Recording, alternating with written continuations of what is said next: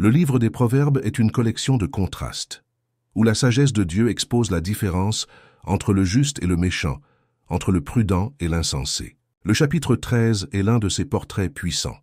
Il parle de discipline, de la langue, des richesses, du chemin de la vie et de la mort. Mais au cœur de ce chapitre se trouve une clé cachée que peu de gens perçoivent. Celui qui méprise la parole périra, mais celui qui craint le commandement sera récompensé. Proverbe 13:13. C'est la ligne de démarcation de la vie, la relation que chacun entretient avec la parole de Dieu. Beaucoup croient que le succès vient des stratégies, de l'influence, du pouvoir ou de l'argent. Mais l'Écriture révèle que tout se résume à ceci. Celui qui méprise la parole marche vers la destruction. Celui qui craint le commandement trouve la gloire, la vie et une récompense éternelle. Voici le contraste. Il ne suffit pas de connaître la parole, il faut la craindre. Il ne suffit pas d'entendre, il faut obéir. C'est la clé cachée. La sagesse n'est pas de la théorie, c'est de la soumission. La crainte de l'Éternel se manifeste dans un cœur qui n'ose pas jouer avec ses commandements, mais les garde comme un trésor. C'est pourquoi dans cette vidéo, nous allons plonger dans Proverbe 13 et percer ses secrets.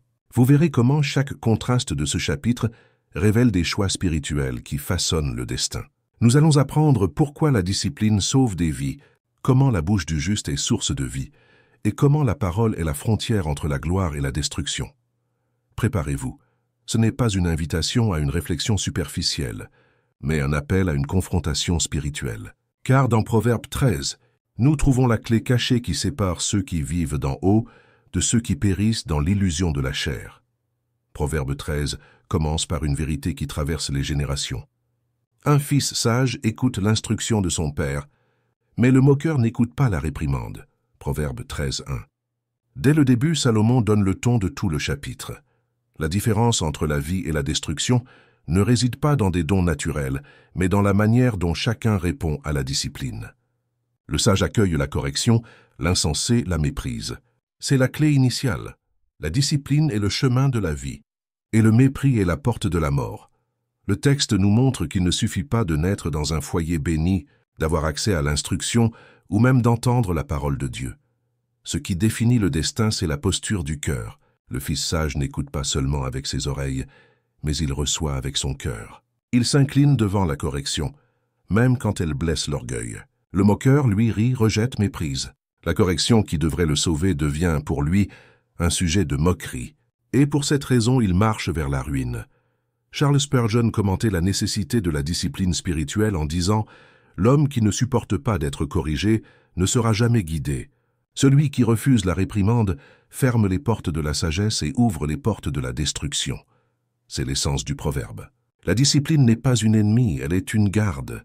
La correction n'est pas de la cruauté, c'est de la grâce. La nier, c'est choisir de marcher seul sur le chemin de la mort. Ce principe s'applique aussi bien aux enfants qu'aux adultes. Le fils sage représente ici tous ceux qui, quel que soit leur âge, se placent en tant qu'apprenants devant la vérité. Le cœur enseignable est l'un des plus grands trésors que l'on puisse avoir. Mais le cœur endurci, qui n'accepte pas la réprimande, est le signe avant-coureur de la ruine. Il n'y a pas d'avenir pour le moqueur, car il se ferme à la seule voie qui pourrait le sauver. Il est intéressant que Salomon, connu pour sa sagesse, parle tant de l'instruction paternelle. Cela nous montre que la vraie sagesse naît de l'humilité. Personne n'est trop sage pour ne pas avoir besoin d'apprendre. Le Christ lui-même, étant le Fils de Dieu, fut décrit comme quelqu'un qui a appris l'obéissance par les choses qu'il a souffertes. Hébreux 5:8. La discipline est un chemin de vie même pour le Fils éternel, à plus forte raison pour nous, hommes fragiles. Mais le moqueur, dit le texte, n'écoute pas la réprimande. C'est le portrait d'une génération qui a transformé la moquerie en style de vie. Combien rit de la correction? Combien méprise à l'autorité? Combien, au lieu de s'incliner devant la parole, la traite comme une blague? Spurgeon disait « Le moqueur construit son trône dans le rire, mais son royaume est la poussière. » C'est la tragédie, rire de la discipline. C'est rire de son propre salut. Le contraste entre le fils sage et le moqueur n'est pas seulement social mais spirituel. Le sage représente celui qui craint le Seigneur, qui voit la réprimande comme faisant partie de l'amour divin. Il comprend que chaque correction est une invitation à la vie. Le moqueur, au contraire, voit la réprimande comme une offense et réagit avec orgueil. Le résultat est inévitable. L'un est conduit à la maturité, l'autre à la perdition. Ce proverbe nous rappelle également que la parole de Dieu est l'instruction suprême. Écouter l'instruction du Père, ce n'est pas seulement honorer les parents terrestres, mais se soumettre au Père céleste. Le croyant sage est celui qui s'incline devant l'Écriture, acceptant qu'elle a autorité sur chaque domaine de sa vie. Le moqueur est celui qui sélectionne ce qu'il veut entendre, ignore ce qui ne lui plaît pas et traite la parole comme une opinion. Pour le premier, la Bible est la vie. Pour le second, un fardeau. Spurgeon renforçait cela en disant « La parole de Dieu ne laisse jamais l'homme neutre. Elle le transforme soit en un disciple humble, soit elle l'endurcit en un moqueur rebelle. » Le début de Proverbe 13 est exactement cette réalité. Face à l'instruction, soit nous nous inclinons, soit nous nous endurcissons. Il n'y a pas de juste milieu. Cette clé cachée est d'une importance extrême. La manière dont nous traitons la discipline définit notre destin. Celui qui écoute et obéit trouve la vie. Celui qui méprise et se moque marche vers la ruine. C'est pourquoi le chapitre 13, dès le début, nous place devant ce choix radical. Par conséquent, l'appel de Proverbe 13:1 est urgent. Si nous voulons être des fils sages, nous devons apprendre à aimer l'instruction, à accueillir la réprimande et à voir la discipline non pas comme une ennemie, mais comme une bénédiction. Le moqueur rit aujourd'hui mais pleure demain. Le fils sage s'humilie aujourd'hui, mais sera exalté dans l'éternité. C'est la clé initiale qui ouvre le trésor spirituel de tout le chapitre. Proverbe 13:2 déclare « On se nourrit du fruit de sa bouche, mais l'âme des traîtres se nourrit de violence. » Ce verset est une clé spirituelle qui révèle une loi invisible. Les paroles qui sortent de notre bouche reviennent comme nourriture pour notre âme.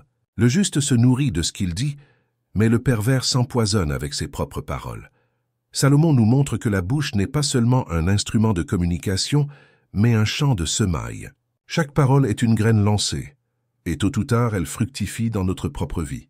Celui qui parle avec sagesse, avec crainte et vérité, moissonnera la paix, la gloire et l'édification. Mais celui qui parle avec malice, tromperie et violence, moissonnera exactement ce qu'il a semé. Charles Spurgeon, réfléchissant à la bouche du juste, a dit « Les paroles d'un vrai croyant sont comme du pain rompu dans le désert. Elles nourrissent celui qui écoute et soutiennent celui qui parle. » C'est l'essence du proverbe. Les paroles ne sont pas neutres. Elles portent un pouvoir de vie ou de mort. Et ce que nous lançons au monde nous revient comme fruit à consommer. Ce principe montre également que personne ne peut échapper aux conséquences de sa propre langue. L'homme qui bénit sera béni. Celui qui maudit sera maudit. Celui qui sème la violence verbale moissonnera la violence dans sa propre âme. Combien vivent dans le tourment intérieur parce qu'ils nourrissent leur vie avec des paroles de haine et de mensonges. Leur bouche devient un instrument de destruction et leur âme devient un champ de ruine. Spurgeon commentait « Les paroles sont comme des semences de feu. Elles peuvent éclairer le chemin ou incendier la propre maison. » C'est l'avertissement de Proverbe. 13:2. Nous ne pouvons pas jouer avec le pouvoir de la langue. C'est une lame aiguisée qui guérit autant qu'elle tue. Le juste comprend cela et garde sa bouche comme on garde un trésor. Le pervers l'utilise sans frein et finit dévoré par elle. Cet enseignement pointe également vers une réalité éternelle. La bouche est le reflet du cœur. Jésus a dit « C'est de l'abondance du cœur que la bouche parle » Matthieu 12:34. Autrement dit, il n'y a pas de parole anodine. Ce qui sort de la bouche révèle l'état de l'âme, et chaque parole sera jugée. Le fruit de la bouche ne nourrit pas seulement dans le temps, mais sera un poids devant le tribunal éternel. Le contraste entre le juste et le pervers est visible. Le juste mange le bien, car sa bouche parle la vie. Il se nourrit de la paix qu'il sème. Ses paroles édifient sa propre marche. Le pervers, au contraire, se nourrit de violence. Sa bouche est source de malédiction, et son âme mange le fruit pourri qu'il a produit. Il s'empoisonne avec sa propre langue. Cette clé cachée nous confronte directement. Combien de fois nous plaignons-nous de l'état de notre vie sans réaliser que nous récoltons ce que nos propres paroles ont semé? Combien de fois répétons-nous des défaites, des malédictions et des murmures, et sommes-nous ensuite étonnés du fruit amer? Le proverbe nous rappelle que nos paroles ne décrivent pas seulement la réalité, mais façonnent la moisson que nous vivrons. Spurgeon a dit « L'homme qui vit en murmurant creuse sa propre tombe. Celui qui loue ouvre pour lui les fenêtres du ciel. » C'est la différence entre le fruit de la bouche du juste et du pervers. Le premier trouve le soutien, le second, la ruine. L'application pratique est claire. Nous devons surveiller notre bouche comme on surveille un trésor. Chaque parole est une semence devant Dieu et aura un retour. Nous devons apprendre à remplir nos lèvres de prière, de louange et de vérité. Cela ne signifie pas vivre en silence, mais parler avec crainte et avec intention. La bouche qui s'incline devant le Seigneur devient une source de vie. Par conséquent, la clé cachée dans Proverbe 13:2 est que la langue n'est pas neutre. Elle construit ou détruit, bénit ou maudit, nourrit ou empoisonne. Le juste, en parlant, mange le bien. Le pervers, en parlant, se dévore lui-même. Cette vérité nous oblige à regarder à l'intérieur et à nous demander « De quel fruit ma bouche nourrit-elle mon âme ?» En fin de compte, le proverbe nous appelle à la responsabilité, parce que chaque parole est une semence, et chaque semence un fruit qui reviendra. La bouche est le miroir du cœur, et le fruit de la bouche sera la nourriture éternelle de l'âme. Proverbe 13:3 déclare « Celui qui garde sa bouche préserve sa vie, mais celui qui ouvre trop ses lèvres court à sa perte. » Voici l'un des avertissements les plus sérieux de la sagesse biblique. La bouche peut être à la fois une muraille de protection et une porte de destruction. Garder ses paroles, c'est préserver sa propre vie. Parler sans frein, c'est creuser sa propre tombe. Salomon, qui connaissait le pouvoir de la parole sur le trône et parmi le peuple, nous montre que la langue est une arme spirituelle. Elle peut guérir ou blesser, édifier ou détruire. Celui qui surveille sa bouche se préserve des ennemis, évite les querelles, maintient son intégrité. Mais celui qui ouvre trop ses lèvres, parlant sans discernement, multiplie les ennemis, attire le jugement et se perd dans ses propres pièges. Charles Spurgeon a commenté un jour « La langue déliée est l'ennemi de l'âme. Beaucoup d'hommes auraient vécu en paix s'ils avaient su se taire. » Cette affirmation fait écho au principe de Proverbe 13:3. Le silence prudent est un bouclier. La verbosité irréfléchie est une lance contre soi-même. Le juste comprend que ses paroles ont un poids éternel. L'insensé agit comme si parler était toujours innocent. Ce proverbe ne parle pas seulement de parler beaucoup, mais de parler sans filtre, sans crainte et sans sagesse. Combien de relations ont été détruites par des paroles lancées dans le feu de la colère? Combien de ministères ont fait naufrage à cause de promesses faites sans réflexion? Combien de foyers ont été blessés par des accusations injustes? Les paroles ne viennent qu'un. Les paroles ne reviennent pas. Elles ont la force d'une flèche. Une fois lancées, elles ne peuvent être récupérées. La clé cachée ici est que garder sa bouche, c'est aussi garder son cœur. Car la bouche parle de l'abondance du cœur. Surveiller ses lèvres n'est pas seulement une question de maîtrise de soi, mais de vigilance spirituelle. L'homme qui craint Dieu ne dit pas tout ce qu'il pense, car il reconnaît que chaque parole sera jugée. L'insensé, au contraire, se vante de parler sans filtre, mais c'est précisément pour cela qu'il récolte la ruine. Ce verset nous montre également qu'il n'y a pas de neutralité dans la langue. Soit elle préserve la vie, soit elle la détruit. Il n'y a pas de parole sans effet. Le silence prudent, souvent, est plus sain que 1000 discours. Spurgeon disait « Je n'ai jamais regretté les paroles que j'ai tues, mais j'ai souvent regretté celles que j'ai prononcées. » C'est une confession honnête d'un prédicateur qui comprenait le poids de la bouche. Dans le monde moderne, où tout le monde se sent obligé de donner son avis, de publier et de réagir, ce proverbe devient encore plus urgent. Les réseaux sociaux ont amplifié la bouche insensée. Ce qui était autrefois limité à un petit cercle atteint maintenant des milliers de personnes. Et souvent la ruine vient sous forme d'humiliation publique, de conflits interminables ou de divisions irréparables. La sagesse de Proverbe 13:3 sonne comme une trompette au milieu du bruit. Garde ta bouche et tu garderas ta vie. Le contraste est inévitable. Le prudent parle peu, mais ses paroles ont un poids d'or. L'insensé parle beaucoup, mais ses paroles sont de la poussière emportée par le vent. Le prudent édifie avec ses lèvres. L'insensé détruit même ce qu'il aime. La différence entre les deux réside dans la crainte de l'Éternel. Le premier parle comme quelqu'un qui rendra des comptes. Le second parle comme s'il n'allait jamais être jugé. Cet enseignement pointe également vers le Christ, le Verbe de Dieu.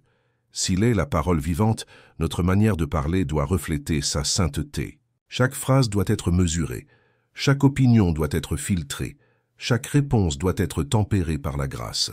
Le croyant ne peut pas vivre comme le monde, qui parle sans réfléchir. Il doit vivre comme un disciple, sachant que chaque parole est un témoignage devant les hommes et devant Dieu. Par conséquent, la clé cachée dans Proverbe 13:3 est simple, mais révolutionnaire. Garder sa bouche, c'est préserver sa vie. Le silence prudent est un bouclier contre la ruine. Parler sans frein est une invitation à la destruction. Cette vérité doit nous amener à nous mettre à genoux et à demander comme David, « Éternel, mets une garde à ma bouche, veille sur la porte de mes lèvres. » Psaume 141, 3. En fin de compte, le proverbe nous rappelle que nous ne mourrons pas seulement par ce que nous faisons, mais aussi par ce que nous disons. La vie et la mort sont au pouvoir de la langue. Celui qui garde ses lèvres se garde lui-même. Celui qui les ouvre trop creuse sa propre ruine. Proverbe 13, 4 apporte l'une des vérités les plus directes et les plus confrontantes du livre. L'âme du paresseux a des désirs et n'a rien, mais l'âme des diligents est rassasiée. Ce verset expose une clé spirituelle souvent ignorée. Le désir sans diligence est un vide. Mais le travail discipliné, guidé par la crainte de l'Éternel, conduit à la plénitude. Salomon nous montre ici deux types de personnes. Le paresseux vit entouré de désirs. Il rêve, planifie, imagine, mais ne bouge jamais les mains. Son âme est pleine de volonté, mais vide de fruits. C'est un éternel insatisfait, car il ne récolte que le vent de sa propre complaisance. Le diligent, lui, vit dans une autre réalité. Son effort, sa discipline et sa constance apportent l'abondance. Son âme se réjouit non seulement parce qu'il a travaillé, mais parce qu'il a trouvé un sens à ce qu'il a fait. Charles Spurgeon, réfléchissant à ce proverbe, a dit « Dieu ne promet pas de nourrir l'indolence, mais de rassasier la diligence. Le paresseux demande la moisson sans semer, mais le diligent, même avec des larmes, sème et revient avec joie, portant ses gerbes. » C'est l'essence du texte. Le paresseux désire sans planter, mais le diligent plante même quand c'est difficile, et c'est pourquoi il récolte. Cette clé va au-delà du domaine matériel. Spirituellement, beaucoup vivent aussi de désirs sans pratique. Ils veulent être saints, mais ne prient pas. Ils désirent connaître la parole, mais ne la lisent pas. Ils aspirent à la victoire spirituelle, mais ne luttent pas contre la chair. Le résultat était la frustration. L'âme du paresseux spirituel vit en désirant un feu qui n'arrive jamais, car il ne cherche pas la vraie flamme à l'autel. D'un autre côté, l'âme du diligent est rassasiée. Il ne fait pas que désirer, il agit. Il prie tous les jours, même quand il n'en a pas envie. Il cherche la parole, même quand la fatigue le frappe. Il lutte contre le péché, même quand le monde le séduit. Sa inconstance l'amène à expérimenter une abondance spirituelle que le paresseux n'envie que de loin. Ce contraste nous confronte durement. Nous vivons à une époque de désirs instantanés. Tout le monde veut des résultats rapides, mais peu sont prêts à persévérer. Le paresseux spirituel veut la moisson sans discipline, le fruit sans racine, la récompense sans croix. Mais Proverbe 13 nous rappelle, c'est la diligence qui rassasie l'âme. Spurgeon affirmait, la grâce n'est pas l'ami de la paresse. Le Saint-Esprit souffle où il veut, mais il ne souffle jamais sur un cœur qui refuse de bouger. Cette phrase résume bien la leçon. Dieu honore l'effort de ceux qui se lèvent dans la crainte et la discipline. Le paresseux se couche dans l'excuse. Le diligent se lève dans la persévérance. Le proverbe révèle également une loi invisible. Le désir sans action rend l'âme malade. Le paresseux est toujours malheureux, car il vit de frustration. Il désire mais n'atteint pas. Il rêve mais ne réalise pas. Sa vie est marquée par le retard et l'absence de fruits. Le diligent, lui, éprouve la satisfaction de voir les résultats de sa constance. Son âme est rassasiée non seulement par ce qu'il reçoit, mais par le témoignage qu'il n'a pas vécu en vain. Cette leçon est valable pour tous les domaines de la vie. Au travail, dans les études, dans la famille, dans la foi, ce qui définit le destin, ce ne sont pas seulement les désirs, mais la diligence. Combien se perdent parce qu'ils confondent le rêve et la réalité, la volonté et la pratique, l'intention et l'action. Le Saint-Esprit nous rappelle, Dieu honore ceux qui se lèvent et mettent la main à la pâte, se confiant en lui pour la moisson au bon moment. Par conséquent, la clé cachée dans Proverbe 13,4 est claire. L'âme du paresseux n'est jamais satisfaite, car elle vit de désirs sans semence. Mais l'âme du diligent se réjouit, car il plante avec foi et récolte avec abondance. Le paresseux regarde le champ vide et se lamente. Le diligent regarde le champ plein et remercie. Le premier vit de rêves frustrés, le second de fruits récoltés. En fin de compte, nous apprenons que Dieu ne récompense pas les intentions vides, mais la foi traduite en action. La vie chrétienne n'est pas faite que de désirs, mais de discipline, d'effort et de persévérance. Le paresseux désirera toujours, mais ne verra jamais. Le diligent verra la récompense de la fidélité, et son âme sera rassasiée. Proverbe 13 est le cœur de ce chapitre et la clé qui explique tous ces contrastes. Celui qui méprise la parole périra, mais celui qui craint le commandement sera récompensé. Voici la ligne de démarcation entre la vie et la mort, entre la gloire et la honte, entre l'éternité et la perdition. La façon dont nous traitons la parole de Dieu définit notre destin. Le verbe « mépriser » utilisé par Salomon est fort. Il ne parle pas seulement d'ignorer, mais de considérer comme sans valeur, de rejeter, de se moquer. Mépriser la parole, c'est la traiter comme si elle n'avait aucune importance. C'est l'entendre sans crainte, la lire sans révérence, la connaître sans obéir. Ce mépris peut être explicite, comme ceux qui ridiculisent à la Bible, ou subtil comme ceux qui l'entendent tous les dimanches, mais vivent comme si elle n'avait aucune autorité. Dans les deux cas, le résultat est le même. Périr. Charles Spurgeon disait « La parole de Dieu est un marteau et une épée. Celui qui la méprise finira écrasé par elle, ou blessé par son tranchant. » Le mépris de la parole ne la rend pas inefficace. Au contraire, il la transforme en témoin contre nous, car elle ne change pas. Celui qui l'accueille vit, celui qui la rejette périt. Le contraste apparaît dans la deuxième partie du verset. Mais celui qui craint le commandement sera récompensé. Craindre le commandement signifie reconnaître son autorité absolue. C'est regarder l'Écriture non pas comme un conseil, mais comme un ordre divin. C'est obéir même quand cela fait mal, même quand cela coûte, même quand cela confronte nos désirs les plus intimes. La crainte du commandement est la marque des fils sages. Ils ne négocient pas la vérité de Dieu, car ils savent que leur vie en dépend. Spurgeon renforçait cela en affirmant « L'homme qui tremble devant la parole n'a plus rien à craindre dans ce monde. » Cette phrase résume la promesse de Proverbe 13. Celui qui craint le commandement n'est pas opprimé, mais récompensé. L'obéissance à la parole ne vole pas la joie, mais garantit la vie et la gloire. La récompense n'est pas seulement future, mais commence déjà dans le présent. Paix de conscience, direction sûre, caractère fortifié. Cette clé cachée nous rappelle également que la parole ne peut pas être domestiquée. Elle est vivante et efficace, coupante comme une épée à deux tranchants. C'est pourquoi il ne suffit pas de l'admirer ou de la citer. Il faut lui obéir. Combien connaissent des versets, mais n'ont pas de vie transformée? Combien utilisent la Bible comme ornement, mais pas comme guide? Pour ceux-là, la parole ne devient qu'un rituel. Mais pour ceux qui la craignent, elle est la vie, le soutien et une récompense éternelle. Le contraste entre mépriser et craindre s'étend à toutes les Écritures. Israël, lorsqu'il a méprisé la loi, a récolté la captivité. Mais les quelques-uns qui sont restés fidèles, comme Daniel, ont récolté la gloire et la victoire au milieu de l'oppression. Il en est de même de nos jours. Des églises entières méprisent la parole au nom de la modernité et récoltent l'apostasie. Mais ceux qui s'inclinent devant elle, même s'ils sont minoritaires, trouvent la force de l'esprit et la bénédiction qui demeure.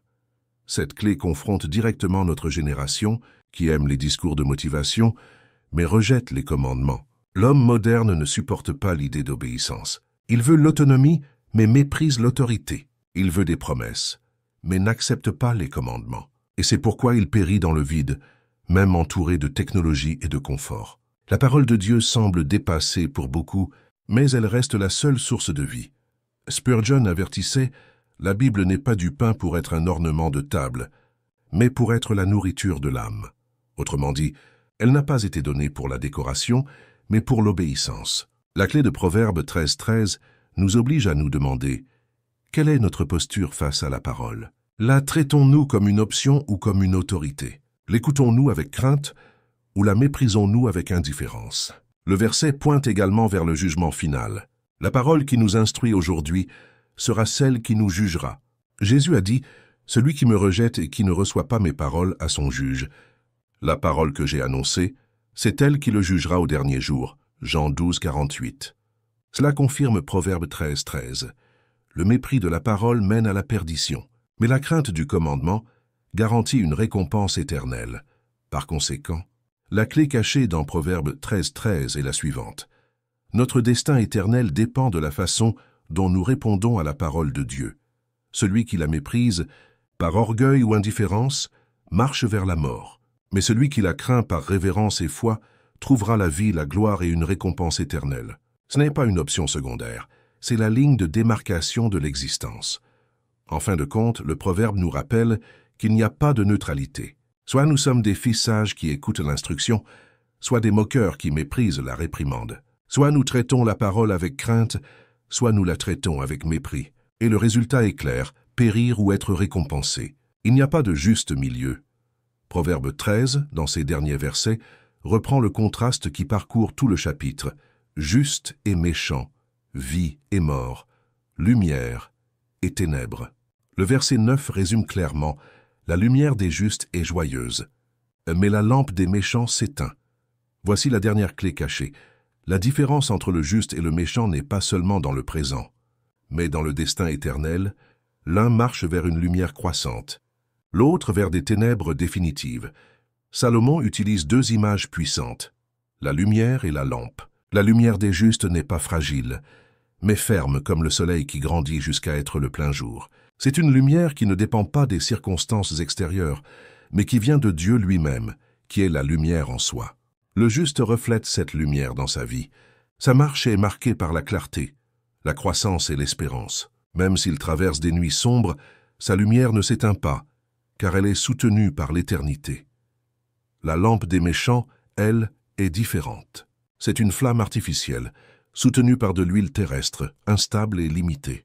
Elle peut briller pendant un temps, impressionner les yeux et attirer les foules, mais tôt ou tard elle s'éteint. La vie du méchant est comme un feu de paille, fort pendant un instant, mais sans racines pour durer. Il vit d'apparence, mais sa gloire est passagère. Charles Spurgeon commentait ce verset. Le juste a en lui une flamme que l'enfer ne peut éteindre. Le méchant, aussi brillant qu'il puisse paraître, porte une lampe que le moindre vent éteint. C'est la différence essentielle. La lumière du juste est soutenue par Dieu. La lampe du méchant est soutenue par la chair. Ce contraste se manifeste dans tous les domaines de la vie. Le juste, même dans les moments difficiles, porte une espérance qui ne meurt pas. Sa lumière brille dans l'adversité, car sa foi est fondée sur le Seigneur. Le méchant, même dans les jours d'abondance, vit dans la peur, car sa lampe est fragile, et sa sécurité est instable. Combien d'hommes sans crainte de l'Éternel ont brillé pendant un temps, mais ont fini oubliés? Combien d'autres, fermes dans la crainte, sont restés comme des colonnes qui éclairent les générations? Proverbe 13 nous montre que cette différence n'est pas seulement visible dans le présent, mais décisive dans l'éternité. La lumière des justes brillera pour toujours dans la présence de Dieu, mais la lampe des méchants s'éteindra dans l'abîme de la condamnation. Le contraste est définitif. L'un grandit en gloire, l'autre plonge dans les ténèbres. Le texte pointe également vers le Christ, la vraie lumière qui éclaire tout homme. La lumière des justes n'est pas autonome. Elle est le reflet de celui qui a dit « Je suis la lumière du monde. Celui qui me suit ne marchera pas dans les ténèbres, mais il aura la lumière de la vie. » Jean 8, 12. C'est la source de la différence. Le juste brille parce qu'il marche avec le Christ. Le méchant s'éteint parce qu'il vit séparé de lui. Spurgeon renforçait cela en disant « Le chrétien n'est pas la lumière en lui-même, mais il porte la lumière du Christ. Sa flamme n'est pas la sienne, mais elle est entretenue par la grâce éternelle. » C'est la clé spirituelle de Proverbe 13, 9. Ce n'est pas le mérite du juste, mais la grâce de Dieu. Et c'est cette grâce qui garantit que sa lumière ne s'éteindra jamais. Dans les derniers versets, le chapitre contraste encore l'héritage et la ruine, la discipline et la mort. Le juste laisse un héritage durable, mais le pécheur garde des richesses qui seront données à un autre. Le juste aime la correction, mais le méchant la méprise et récolte la destruction. Tout converge vers la même vérité. Le juste vit dans une lumière croissante. Le méchant se perd dans des ténèbres qui s'éteignent. Cet enseignement nous confronte aujourd'hui. Beaucoup semblent brillants aux yeux du monde, mais vivent soutenus par des lampes fragiles qui s'éteignent rapidement. D'autres, humbles, sans éclat apparent, portent en eux une lumière qui traverse la mort. La question que Proverbe 13 nous pose est « Vivons-nous de lumière ou de lampe ?» Par conséquent, la clé finale est la suivante. La lumière des justes est éternelle parce que sa source est le Seigneur. La lampe des méchants s'éteint parce que sa source est la chair. Le juste peut marcher en toute confiance, sachant que sa lumière grandira jusqu'au jour parfait. Le méchant, même s'il brille un instant, s'éteindra dans le jugement. C'est la révélation cachée dans Proverbe 13, un appel à choisir entre la lumière qui demeure et la lampe qui s'éteint. Mon frère, ma sœur, vous avez maintenant entendu la clé cachée dans Proverbe 13. Ce chapitre nous a montré que la différence entre le juste et le méchant, entre la vie et la mort, entre la lumière et les ténèbres, réside dans la manière dont nous répondons à la parole de Dieu. Nous avons vu que le fils sage écoute l'instruction, mais le moqueur la méprise, que la bouche peut être source de vie ou instrument de ruine, que la paresse engendre le vide, mais que la diligence apporte l'abondance, que les richesses acquises à la hâte se dissipent, mais que l'héritage du juste demeure. Et au centre de tout, nous avons entendu la sentence qui coupe comme une épée. Celui qui méprise la parole périra, mais celui qui craint le commandement sera récompensé. Charles Spurgeon a dit « L'homme qui tremble devant la parole n'a plus rien à craindre dans ce monde. » C'est l'appel de Proverbe. 13. Trembler devant le commandement de Dieu, obéir à sa voix et vivre dans la lumière qui ne s'éteint jamais. Maintenant, c'est à votre tour, écrivez dans les commentaires. La lumière des justes ne s'éteint jamais. Partagez ce message avec quelqu'un qui a besoin d'être réveillé à la crainte de l'Éternel.